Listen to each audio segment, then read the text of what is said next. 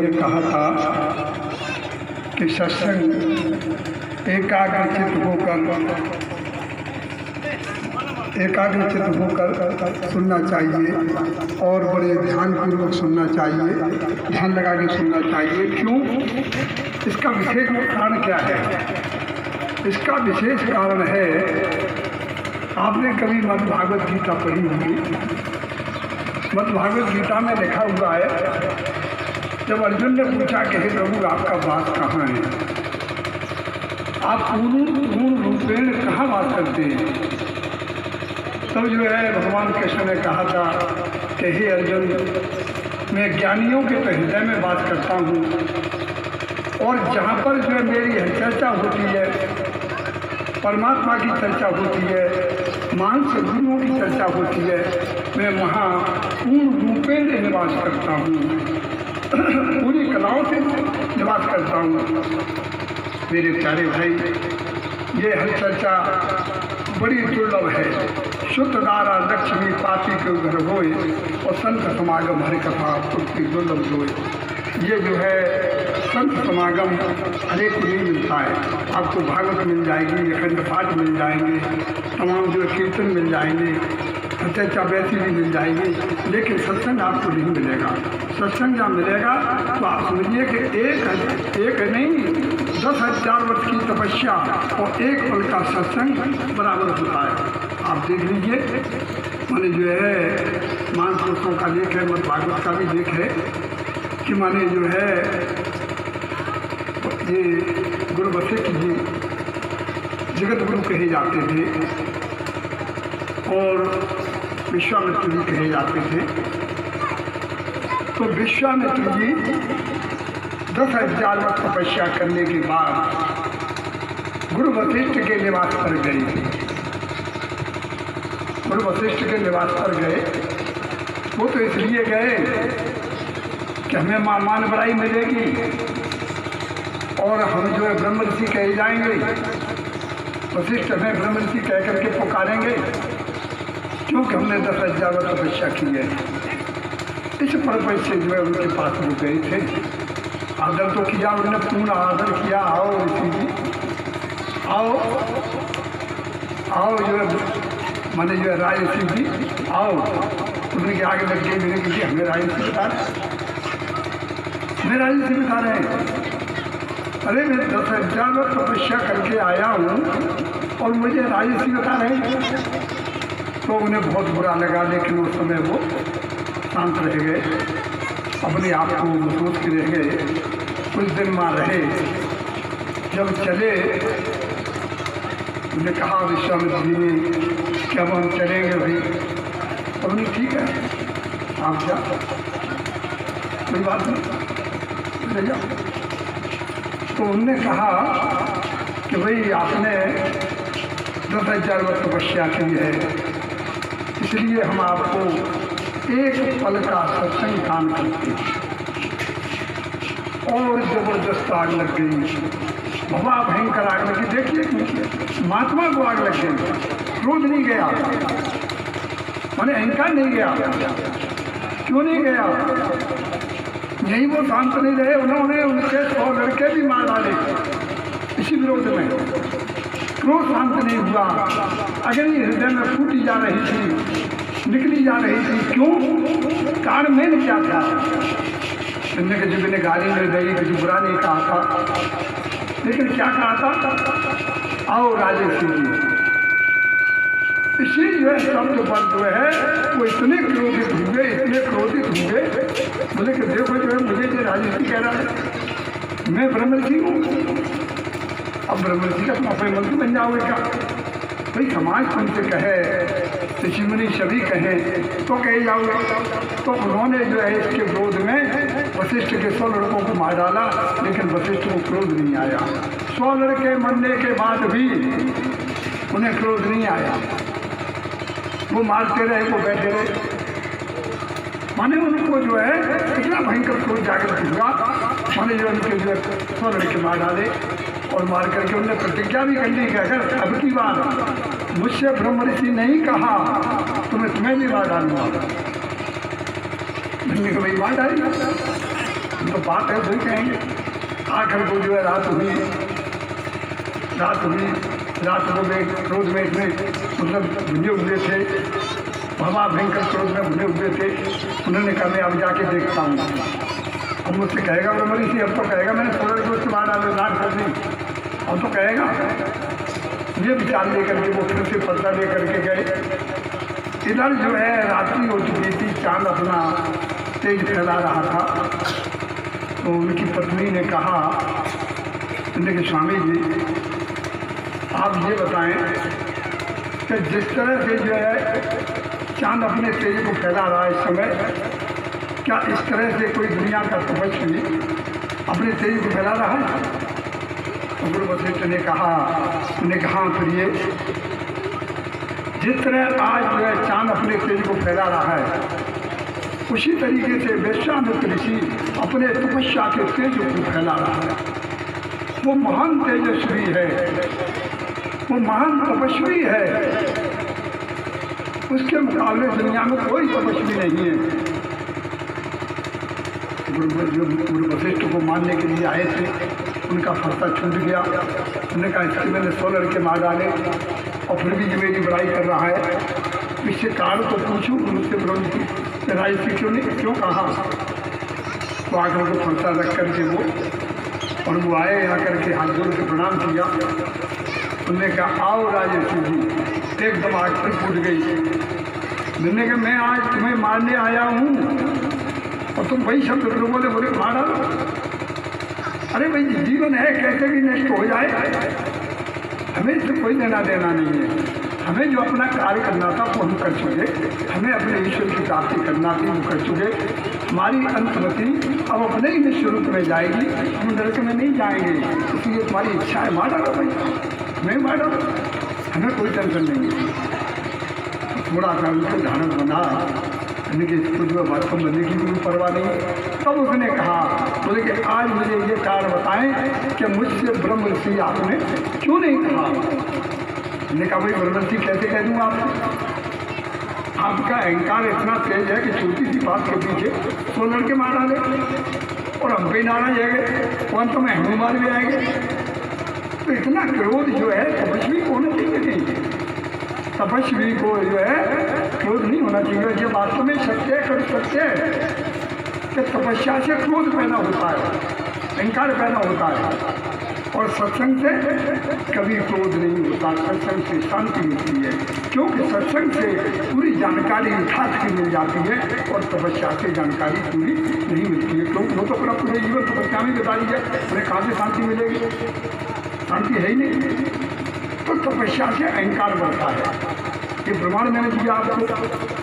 इसी तरीके से जो है जब उनको शांति फिर भी नहीं हुई तो उन्होंने कहा कि आज वशिष्ठ जी फैसला कराना ही होगा कि मैं जो है ब्रह्म ऋषि क्यों नहीं हूँ। तो चलो। तो वे जो है तीनों जने भगवान शंकर के पास पहुँचे।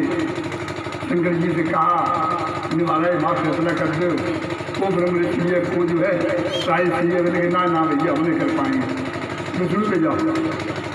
अब विष्णु को पहुँच गए। विष्णु जी ने कहते कि ना भैया हम नहीं कर पाएंगे, क्या होगा, चलो क्या आज फैसला हम कराई दें। चलो हमें पता है तुम्हारा झगड़ा बहुत लंबा है, चलो हम आपके यहाँ फैसला कराई दें। तो वो ले करके उनके राजा शेषनाग के पास गए। राजा शेषनाग बहुत बड़ा महान राजा था, उसके यहाँ राजकाज निपटने के बाद 24 घंटे सत्संग चलता रहता था। राजकाज के थोड़ी देर होता था, बाकी बात जो है 24 घंटे सत्संग उसके यहाँ होते ही रहता था। वो जो है राजा शेषनाग बड़ा भारी महान आत्मज्ञानी था, उसके यहाँ सत्संग 24 घंटे होता रहता था। उनके पास ले पहुँचे और ले जाकर के भगवान विष्णु ने कहा कि भाई शेषनाग जी आप इनका फैसला करो कि इनमें कौन ब्रह्म ऋषि है और कौन राजऋषि है। मैंने और 2 मिनट कर लिया, 2 मिनट में। शेषनाग जी ने कहा कि मैं अभी हाल 2 मिनट में कर देता हूँ। तो उनने कहा मैंने कहा सुनो भाई विश्वामित्र जी, मैं जो है इस समय पूरी पृथ्वी का भार झेल रहा हूँ। भार झेल रहा हूँ माने मैं पूरी पृथ्वी के मेरे यहाँ जो है माने ज्ञानी, महाज्ञानी, ब्रह्म ज्ञानी सभी बैठे हैं, सभी शांत बैठे हुए हैं, सभी मेरी बात को ध्यान से सुन रहे हैं, क्योंकि मेरी जब सदैव सत्संग होता रहता है। इसलिए आप जो है उन्हें इन्हें सत्संग सुनाओ। तो वे सत्संग सुनाने को खड़े हुए तो वो अपने जो है मैंने तपस्या की बातें करने लगे। सारी जनता दक्षिणारी हटो हटो हटो हटो हटो। उसने कहा महाराज ये तो चुप्पी ना है रे, मेरी बात सुनी ना रहे। तो मैंने कभी दस वर्ष की तपस्या का फल लगाओ। तो मैंने 10,000 वर्ष तपस्या का फल लगाया और उन्होंने कहा कि देखो मैंने 10,000 वर्ष तपस्या की है, आगे मेरे अंदर कोई शक्ति तो होना चाहिए, लेकिन जनता ने उसे स्वीकार नहीं किया। लेकिन नहीं नहीं तुम अहंकारी हो, तुम अहंकारी हो। तो मैंने कहा महाराज ये तो चुप्पी है। तो मैंने एक काम करो, तुम अपने पुरखों की तपस्या का फल लगाओ। तो उन्होंने अपने पुरखों की तपस्या का फल लगाया, फिर भी जनता शांत नहीं हुई। जब जनता शांत नहीं हुई तो उन्होंने कहा कि भाई तुम हटो, अब चलो वशिष्ठ जी आप आए। वशिष्ठ जी गए, उन्होंने कहा कि सुनो भाई 10,000 नहीं 1,00,000 वर्ष भी कोई तपस्या कर ले, लेकिन वो सत्संग नहीं करेगा तो उसे कभी शांति नहीं आएगी। क्योंकि तपस्या से अहंकार बढ़ता है, भजन से अहंकार बढ़ता है। उन्हें समझिया के देख लो, आप संसार में घूम करके देख लो कि जितने आपको भौतिक पुजारी मिलेंगे वो क्रोध में भुने हुए मिलेंगे, क्रोध में भुने मिलेंगे। जितने ढोंग से दूरी आपको मिलेंगे सब आपसे लड़ने के लिए दौड़ेंगे, खाने के लिए दौड़ेंगे, उन्हें शांति नहीं होगी। और संत के पास जाएंगे तो आपको शांति मिलेगी, आप गाली भी दे देंगे तो भी शांति से सुन लेंगे। जिस तरह भृगु ऋषि ने भगवान विष्णु के छाती में दाद दी थी, उन्हें क्रोध नहीं आया था, वो ये कहने लगे थे, उन्हें कह रहे भाई ऋषिवर आपके पैर में कहीं लगी तो नहीं गई चोट, क्योंकि मेरा शरीर खड़ा है, कहीं चोट तो नहीं लगी आपने। उन्होंने कहा कि तो जितनी महाशांति के जगत गुरु होते हुए जो भगवान कहा जाता है, ईश्वर कहा जाता है, तो ये इतनी बड़ी शांति कि मेरे पैर को ही दर्द बता रहे हैं, मेरे पैर को ही परेशानी बता रहे हैं, तो वो बड़े शांत हो गए। इसी तरीके से जो है जब गुरु वशिष्ठ ने सत्संग सुनाया तो सारी जनता शांत हो गई। 2 ही मिनट सुना पाए थे तो उन्होंने फैसला दे दिया कि जाओ भाई फैसला हो गया तुम्हारा दोनों का। विश्वामित्र फिर बोले अहंकार में, बोले कि भाई आप ये तो बताओ कौन सी कौन हारा का खाना दिखाई दे, भूले ही जाएंगे। जब तुम खड़े हुए, तुमने अपने पुरखों की तपस्या लगाई, अपनी तपस्या लगाई, जनता ने स्वीकार नहीं की और इनका ही कल का सत्संग स्वीकार कर लिया। तो सत्संग से बढ़कर के दुनिया में कोई चीज़ नहीं होती मेरे प्यारे भाई। सत्संग जो है बड़े ध्यान से सुनना चाहिए, क्योंकि सत्संग से मानव का जो है असली उसे ज्ञान होता है, असली उसे जानकारी होती है। इसलिए हमेशा सत्संग का ध्यान दो, क्योंकि फिर सत्संग का विवेक न होई और बिन हरि कृपा सुमने सोई। बहुत काल की जय सत्संगा तुम मनुष्य ब्रह्मंगा, ये रे श्रवणाई के वेग जाने कोई जो वो न हो। ये जो है प्यारे लाल, मेरे भाइयों, मेरे सभी साथियों, ये सबसे बड़ा माने जो है सत्संग है। सत्संग से बड़ा कोई धर्म नहीं, कोई चीज़ नहीं। सत्संग सबसे बड़ी महान है। चाहे सत्संग मिले जैसे मिले, चाहे जितना खर्च करके मिले तो भी देना चाहिए, चाहे कितनी भी दूर मिले तब भी वहाँ जाना चाहिए। क्योंकि आप लोग जो है परमात्मा कुछ कर नहीं पाते हो, तो कम से कम सत्संग ही सुन करके अपने हृदय को पवित्र कर लो। आपका हृदय अगर दूषित बना रहा,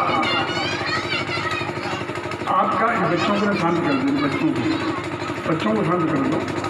तो अगर आपका हृदय माने जो क्रोध में भरा रहा या दूषित रहा तो आपको कभी शांति नहीं मिलेगी। शांति मिलेगी केवल सिर्फ सत्संग से।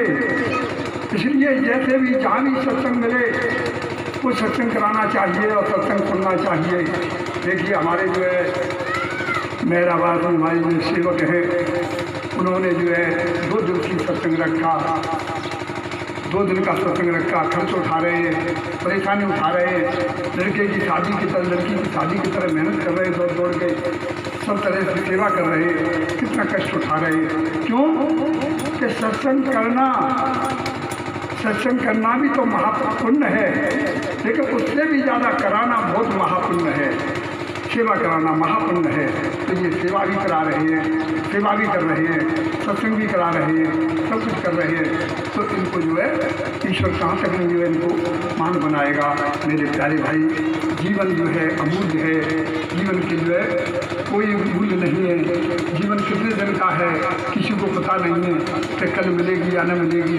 देखो संसार में जो है सत्संग से आयु बढ़ती है। राजा खटवांग बहुत कम आयु थी उनकी। राजा खटवांग को ये पता भी पड़ गया था कि हमारी आयु कम है, तो उन्होंने जो है अपने गुरु के पास गए, नारद जी के पास। नारद जी उनके गुरु थे, तो उनसे कहा जा करके कि महाराज मेरी आयु बहुत कम है, मुझे कोई उपाय करना चाहिए या नहीं करना चाहिए कि परमात्मा के भेजे हुए संदेशों को मैं नकारूं नहीं, स्वीकार कर लूं। तो उन्होंने कहा कि नहीं, हर व्यक्ति जो व्यक्ति परमार्थी हैं, धर्मेश्वरी हैं, उन्हें जो है अपनी आयु बढ़ाना चाहिए। और गारंटी से आयु बढ़ती है। मैं गारंटी से कह रहा हूँ कि आयु बढ़ती न होती तो पितामह भीष्म की प्रतिज्ञा कैसे पूरी होती? पितामह भीष्म की प्रतिज्ञा कैसे पूरी होती? आयु बढ़ाई जा सकती है। आप समझिए कि आपके शरीर के अंदर गिरी हुई श्वासें भरी हैं, उन श्वासों का अतिक्रमण करिए, एक एक श्वास की कीमत जानिए। आप जानते हैं एक श्वास की कितनी बड़ी कीमत है कि एक श्वास कहीं परमात्मा से तुम्हारी पूरी जुड़ गई। पूरी कब जुड़ती है वही एक श्वास, ये भी समझ रहे थे। एक श्वास कब सफल होती है, एक श्वास कब पूरी होती है, और एक श्वास से कब जो है हमारी आयु बढ़ती है। समझ लो इस बात को। देखो मैं आपको बता दूं कि जब जो है आप बैठे हैं, बैठे में आपकी सांसों का गबन जो है 12 का होता है। 1 मिनट में 12 सांसों का गबन होता है। और जब आप चलेंगे तो 18 सांसों का गबन होता है। मैंने मेहनत करेंगे, चलेंगे तो आपके कितनी सांसें जाएंगी? 18 सांसें जाएंगी। और जब आप सोएंगे तो कितनी सांसें जाएंगी? 36। और आप गलत काम करेंगे तो उसमें 72 सांसों का गमन होगा। मेरे प्यारे भाई, इससे आयु जल्दी चली जाएगी, आयु नष्ट जल्दी हो जाएगी। इसलिए आप सांसों का अतिक्रमण करिए। अतिक्रमण कैसे हो भाई? अभी कल हमारे यहाँ आए थे भाई, उनसे पूछ रहे थे कि महाराज हम ये भेद जानना चाहते हैं, ये भेद कैसे मिलेगा? तो मैंने कहा मैं भाई इसके लिए गुरु बनाना पड़ेगा, हमें गुरु बनाओ, हम बताएंगे आपको भेद, पूरा बताएंगे। तो मेरा मतलब कहने का ये है बेटे कि गुरुजन इसीलिए होते हैं कि इस भेद को बताने के लिए। लेकिन अब कहोगे पूरे समाज में जो है बताया जाए, तो पहली बात तो ये कि ये बताया नहीं जा सकता, क्योंकि अव्यक्त है, ये प्रैक्टिकल विषय है, प्रैक्टिकल कराया जाता है। तो प्रैक्टिकल उसी को कराया जाता है जो इसका ग्राहक होता है, जो इसका जानकार होता है।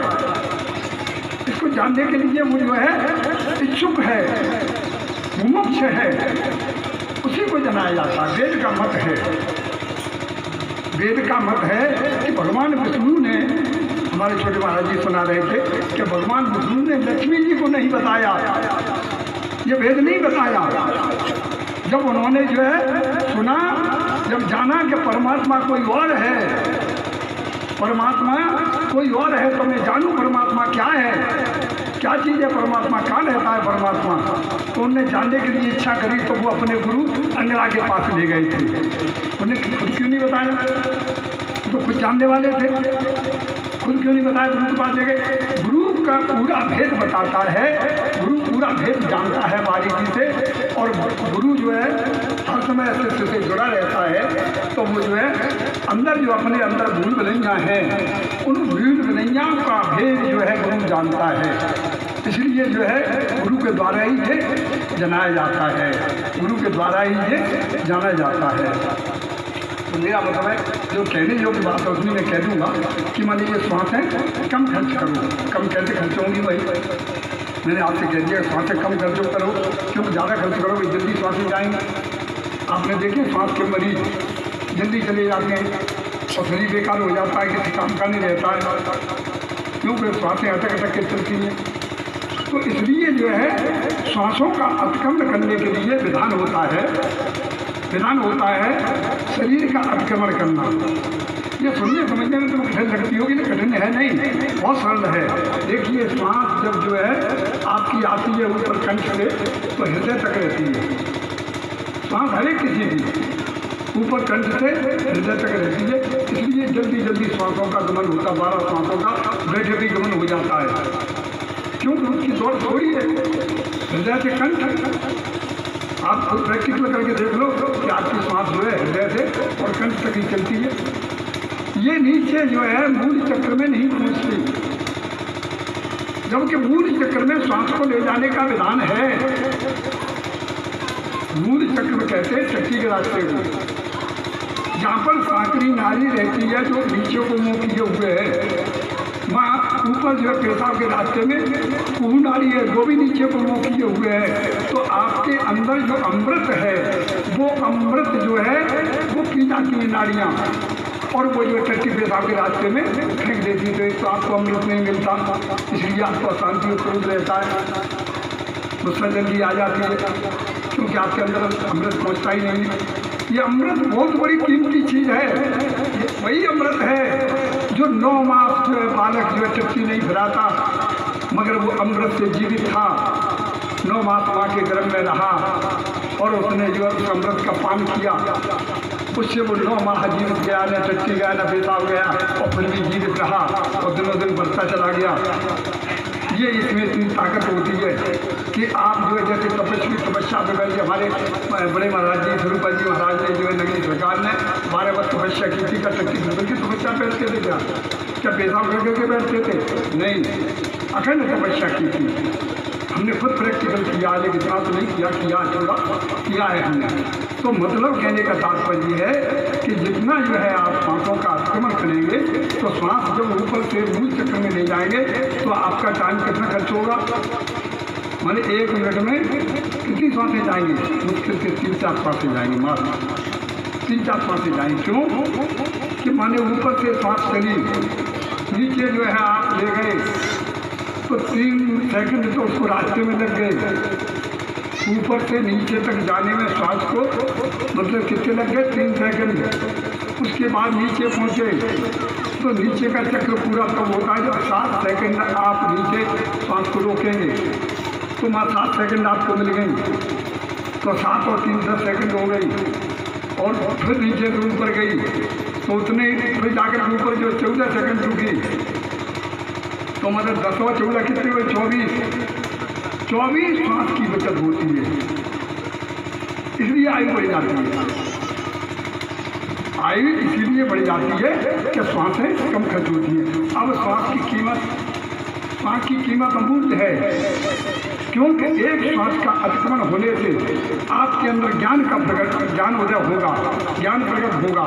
ज्ञान जो है मेरे प्यारे भाई, सत्संग ज्ञान ये सुनने से नहीं आता, ये प्रकट होता है स्वयं।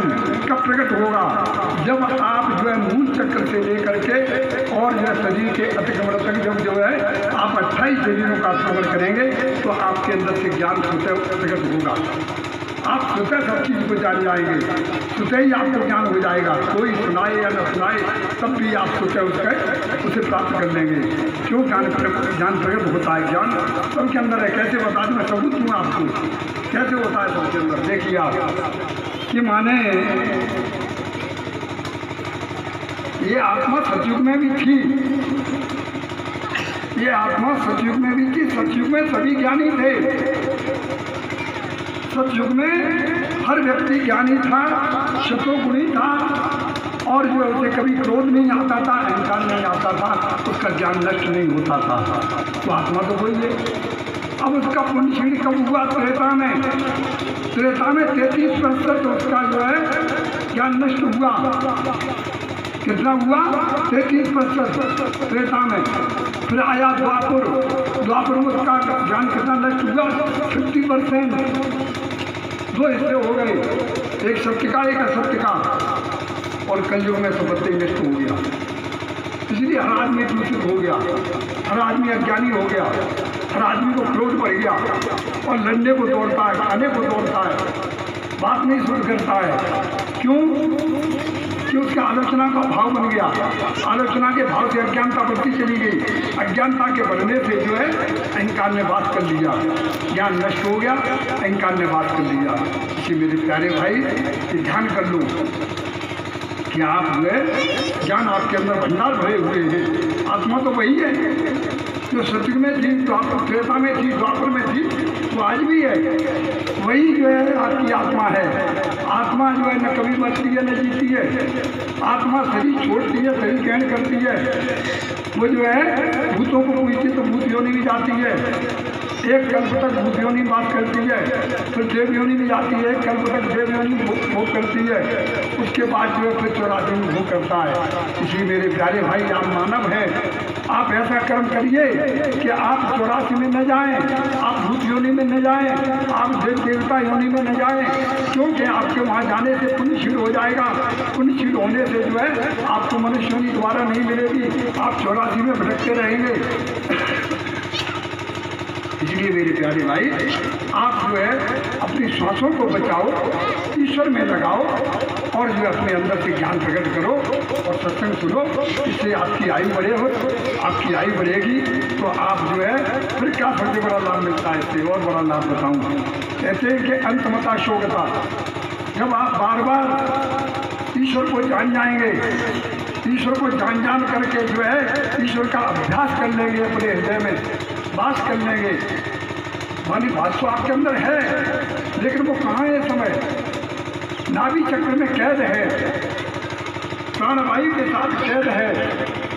उसमें भी जब उसकी कैद छूट जाएगी, जब ब्रह्मरत्न में आ जाएगा तो ब्रह्मरत्न में उसको ज्ञान प्रकट होगा। क्यों? ब्रह्मरत्न में परमात्मा का साक्षात्कार होता है, अंतर्दृष्टि के द्वारा ब्रह्मरत्न में साक्षात्कार होता है। तो आप जो है स्वयं ज्ञानी हो जाएंगे, सब कुछ मिल जाएगा आपको। गुरु आपको भेद बताएगा, गुरु की शरण में जाओ, गुरु की शरण में जाकर के अपने भेदों को जो है जान लो, साधु को जान लो, और नहीं तो बेटा ये जीवन जो है अमूल्य चला जाएगा। आपको 84 में जाना पड़ेगा। कहते हैं अंतमता शोकता। अब अंतमती में क्या समाओगे आप? जब प्रैक्टिकल ईश्वर आपने देखा नहीं, जब प्रैक्टिकल ईश्वर जाना नहीं, तो मानोगे कहाँ से? जब सुना नहीं, समझा नहीं, जाना नहीं, तो मानोगे कहाँ से? और मानने से होगा भी क्या? हम फिर देखें, बात देश की बात करें तो पूरा आपन खाली खाता है, देश करें कपूर। हम बात देश की बात करें और तो देश हम जानते नहीं, तो ये मिथ्या है, झूठ है। इसलिए आप उस देश को जान लीजिए, अपने निश्चय रूप को जान लीजिए। जब आप निश्चय रूप को जान जाएंगे तो आपको जो है कर्म लिपायमान नहीं होंगे। आपको कर्म लिपायमान नहीं होंगे तो आपको 84 में नहीं जाना पड़ेगा। आपको श्रीमान घर में ही मनुष्य योनि का जन्म मिलेगा, क्योंकि ऐसे महान पुरुषों को कभी कर्म लिपायमान नहीं होते। इसलिए मेरे प्यारे भाई, प्रैक्टिकल जान लो, जान लो। मैं बार बार कहूँगा आपको जान लो। क्यों? जाने बिन परती के बिन परजीत हो न प्रीति, और प्रीत बिनाने प्रकट रही जो खगे की चिकनाई। आपको जानना तो पड़ेगा, तभी आपको ये इसकी अनुभूति होगी। और जाने की अनुभूति नहीं होगी, अनुभूति नहीं होगी तो उसका आपको फल नहीं मिलेगा। इसलिए आप जो है जान लो।